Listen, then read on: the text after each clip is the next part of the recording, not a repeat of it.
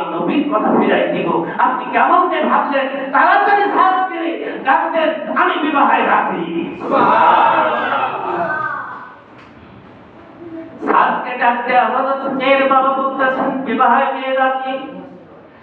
এখন তোমার বিবাহ করতে হইলে আর একটা জিনিসের দরকার, সেটা হইতেছে মহর।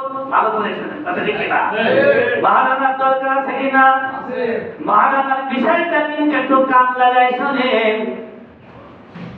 আজকাল যে বিবাহে মহার বান্দা হয় এটা নাজায়েজ, সম্পূর্ণ নাজায়েজ, নাজায়েজ, নাজায়েজ শরীয়ত সম্মত না।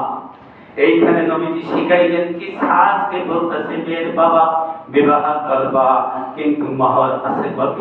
এক টাকাও নাই। আছে নাকি? বিশ্ব নবীকে যে বড় বিবাহে মেয়ে রাজি বিবাহ করার জন্য নবীজি জেনে বললেন